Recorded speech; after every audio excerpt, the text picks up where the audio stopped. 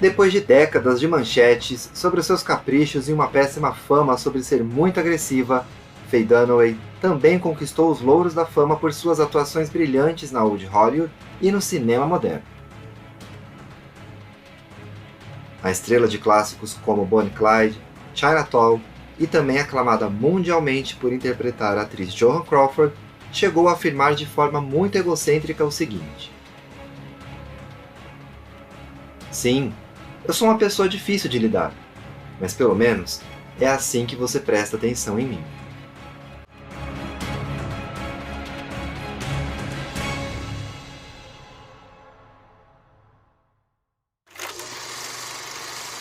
Sejam todos muito bem-vindos. O meu nome é Daniel Pinheiro e este é o Película Podcast.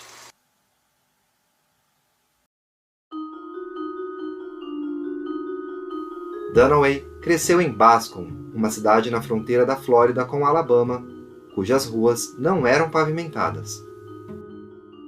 Ao conhecer o astro de cinema Gene Tierney, protagonista do noir Laura, de 1944, ela entende que o seu destino estava na sétima arte. Em uma entrevista à Vanity Fair, ela impõe o seu ego voltando para o seu passado e afirma, abre aspas, "Minha mãe tinha uma ambição para mim, ser a melhor. Tudo estava centrado em mim, então eu queria ser perfeita e isso me deixou intensa e motivada." Fecha aspas.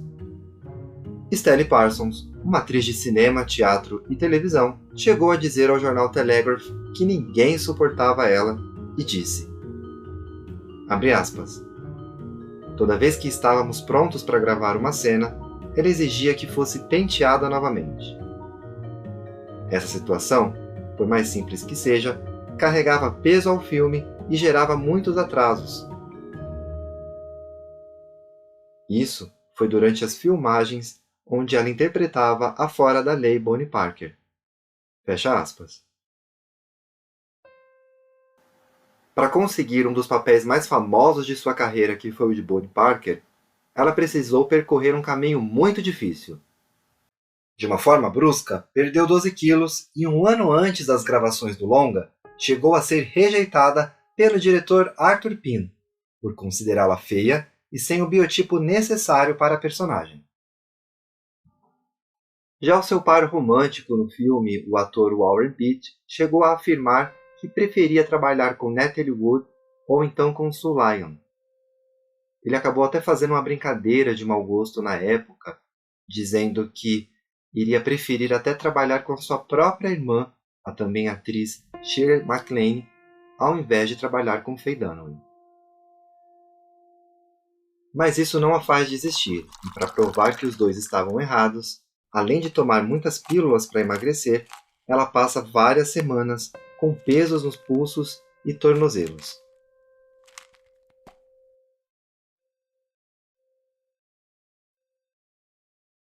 Após um tempo de lançamento do filme, e já consagrada por sua performance no longa, ela chegou a comparar a personagem com ela mesma e disse: "Bonnie é a personagem mais próxima de mim de muitas maneiras.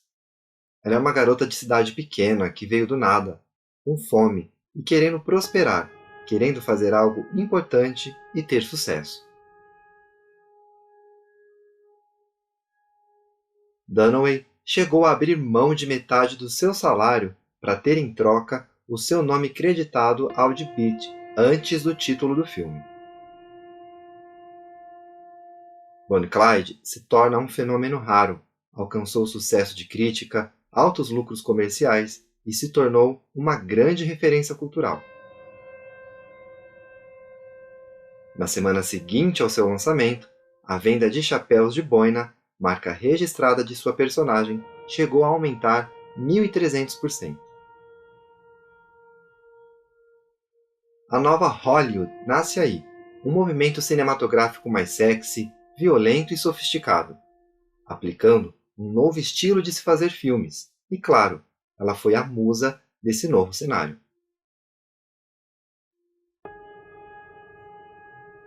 Os filmes em que ela atuou, como O Segredo de Thomas Crown, Os Três Dias do Condor ou Chinatown, foram muito mais do que obras cinematográficas. Eles serviram como veículos para exibir muito mais do que uma estrela de cinema. Mas ao adentrar um pouco mais neste assunto, podemos nos deparar com as histórias que circularam durante as filmagens de Chinatown, que alimentaram uma grande nuvem negra em torno dela por causa de alguns fatos que foram comprovados. Como um dia em que o diretor Roman Polanski puxou de forma agressiva um fio de seu cabelo indisciplinado que flutuava contra a luz, porque distraía o espectador. Ela ficou muito furiosa e saiu esbravejando dos estúdios, e até chegou a exigir a demissão dele. Mas não para por aí. Houve também um dia em que Polanski a proibiu de ir ao banheiro. Ela não se intimidou, urinou em um copo e, em seguida, se dirigiu a ele e jogou o líquido em seu rosto. Depois desses acontecimentos lamentáveis, impossível não ter uma imagem pública associada ao termo de atriz muito difícil.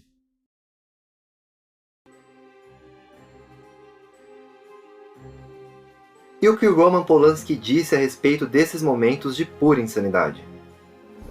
É o que eu vou te contar a seguir.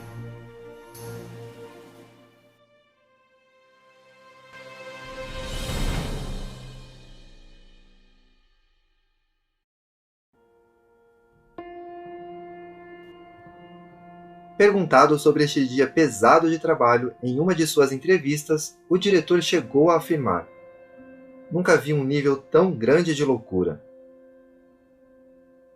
Ele critica Dunaway, que após este comportamento, saiu do local como se nada tivesse acontecido. O seu perfeccionismo chegava a ser perturbador. Nos estúdios, toda vez que ela ouvia corta, ela saía correndo do cenário e ia para o camarim retocar sua maquiagem e o seu cabelo. Mas isso tinha uma razão, no mínimo um porquê. Isso faz parte do trabalho, esclarecia. Mas não estava ligado apenas a esse tipo de detalhe, como o retoque do cabelo, por exemplo.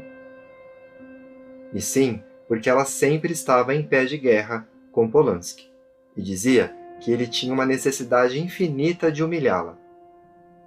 Essa foi uma de suas confissões ao The New York Times. Apesar de tantos contratempos, ainda há uma luz no fim do túnel. Quando as pessoas se referiam ao seu profissionalismo, o aclamado diretor Sidney Lumet, que dirigiu Um Dia de Cão com Al Pacino, e Elia Kazan compartilhavam da mesma opinião, e chegaram a afirmar que o seu trabalho era impecável, independente dos seus desvios emocionais de comportamento.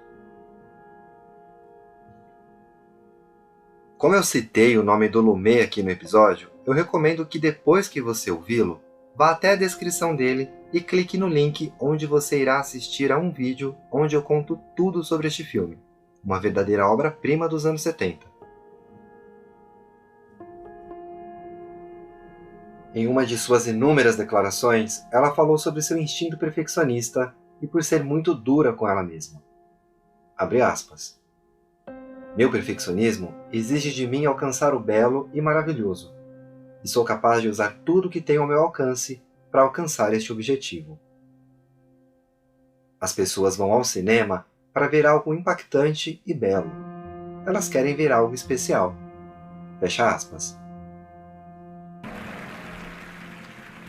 O auge da sua carreira não é exatamente aquela noite de 1977, onde ela ganha um Oscar de melhor atriz, mas a foto tirada algumas horas depois por seu então parceiro e fotógrafo Terry O'Neill. A fotografia é conhecida como The Next Morning e mostra Dunaway entre a exaustão e o devaneio. Com o Oscar em destaque sobre a mesa, a fotografia ainda exibe dezenas de jornais com seu nome espalhados pelo chão. Esta foto se tornou icônica porque encapsula o que é exatamente ser uma celebridade. Eu vou postar ela lá no Instagram do canal, e eu vou deixar o link aqui na descrição. Mas o que essa foto realmente tem a dizer? Muita coisa. Ela mostra uma atriz no ápice da fama, recebendo a atenção de todos os lados, mas sempre volta sozinha para sua casa.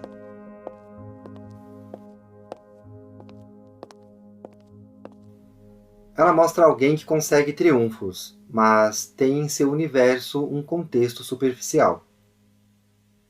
É como se você tivesse acabado de realizar o seu maior sonho. E o que vem depois? Há quem jure que o melhor de Faye Dunaway veio ao interpretar Joan Crawford em Mamãezinha Querida, uma adaptação do livro que a filha adotiva da atriz escreveu para vingar décadas de humilhação.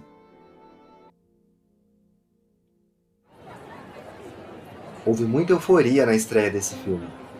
Ela mesma leva os seus pais a Times Square para ver as grandes aglomerações sendo formada pelas pessoas nas filas para assisti-la.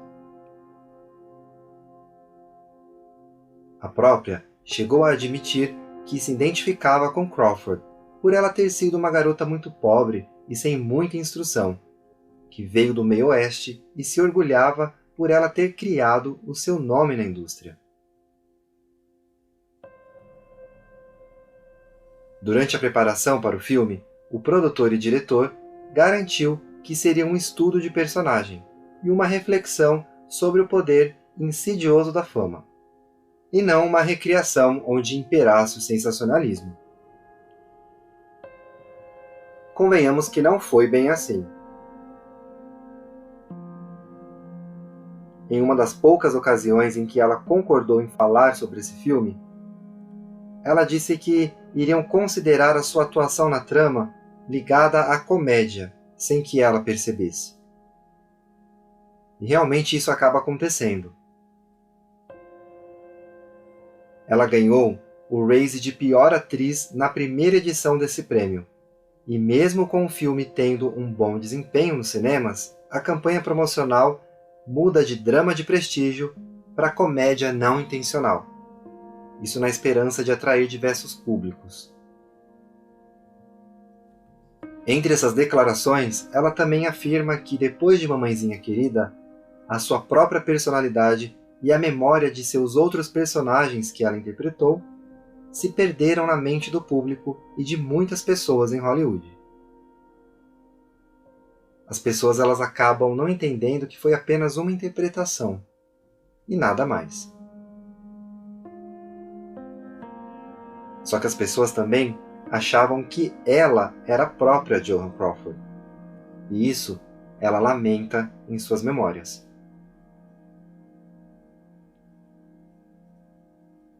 Chega a ser uma comparação cruel, já que sabemos que a vida real não pode ser misturada com a vida de um personagem. Mas o seu comportamento agressivo e arrogante se misturou às características reais de Crawford, que na vida real chegou a ser muito rude com sua filha, e esse comportamento ficou praticamente impossível de não ser associado a Faye devido à sua personalidade nada fácil de lidar. Ou seja, conhecendo a história de vida das duas atrizes, temos a impressão de que o filme gerou um efeito metanarrativo, onde uma diva egocêntrica e maníaca interpreta outra diva com as mesmas características.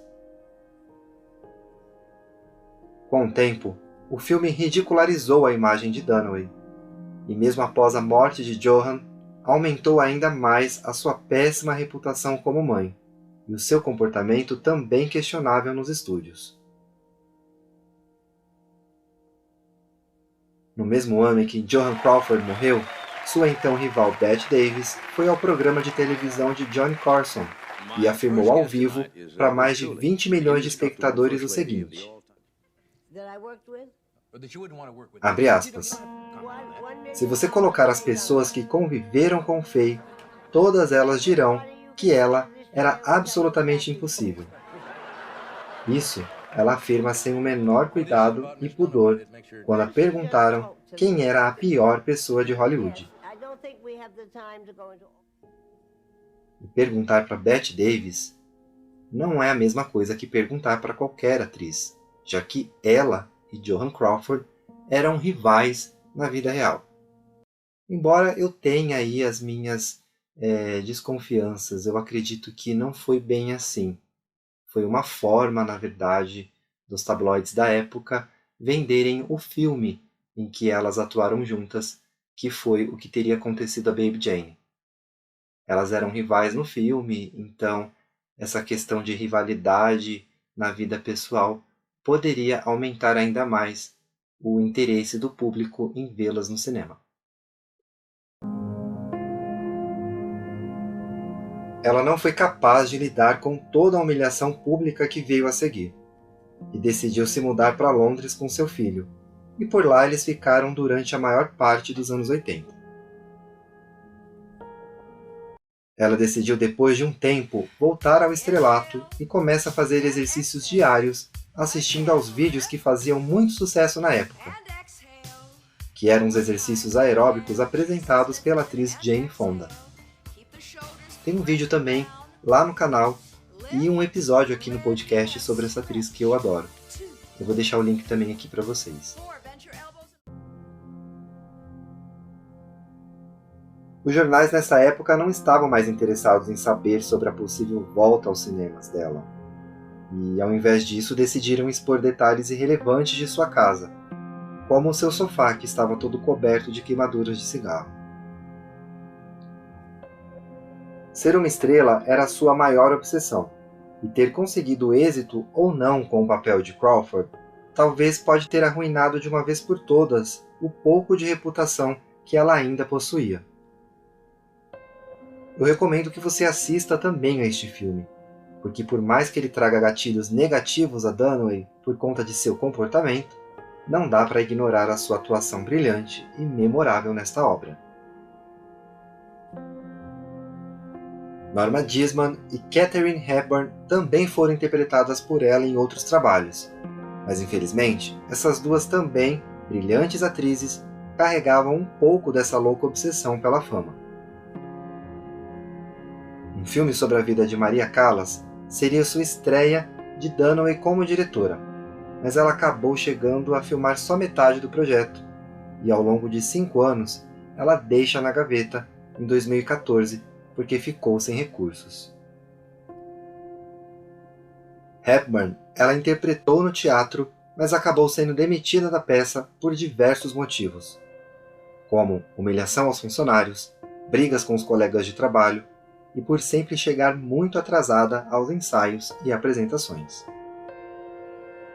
Coisas sem sentido, como proibir o dramaturgo e o produtor da peça de vê-la no camarim, jogar a comida no chão se não gostasse, e atirar grampos de cabelo, e o que ela encontrasse pela frente em pessoas que ela não queria por perto, também contribuíram para que ela ficasse de fora.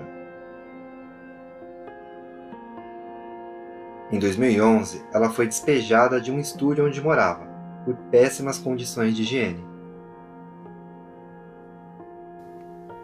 Com orgulho sempre à sua frente, ela chegou a afirmar ao The New York Times que o proprietário do apartamento era um morador de subúrbio sem classe, e que tinha oferecido a ela um local cheio de insetos para morar.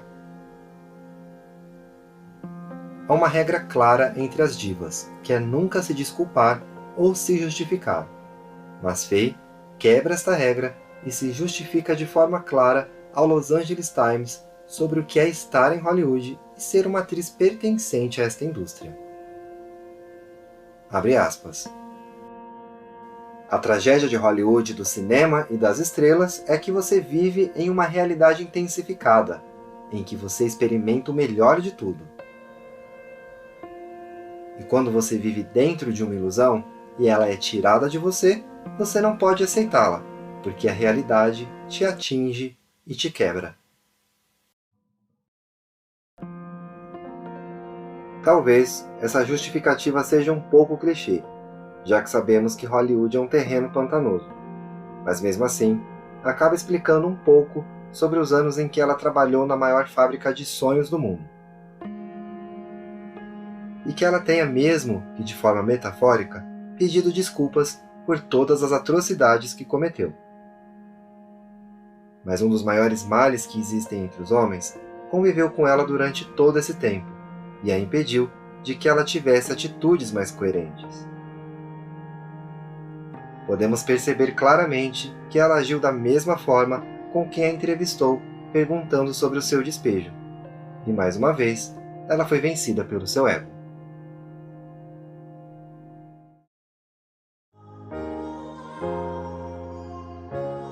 Muito obrigado por você ter ficado comigo até o final deste episódio. Eu espero que você tenha gostado e eu conto com a sua avaliação e o seu comentário, ok? Ah, e se você já ouviu o episódio anterior, sabe que eu contei a história da Edith Head, a estilista que revolucionou o vestuário da Hollywood clássica. Já pensou em ter a mesma oportunidade que ela em ver as divas e também os divos como vieram ao mundo? Na plataforma do apoia.se você tem acesso a esse e mais conteúdos exclusivos a partir de R$ 5. Super obrigado se você puder apoiar ou mandar um Pix voluntário para ajudar aqui na manutenção do podcast. Todas as informações estão aqui na descrição. Eu te vejo em breve. Até mais!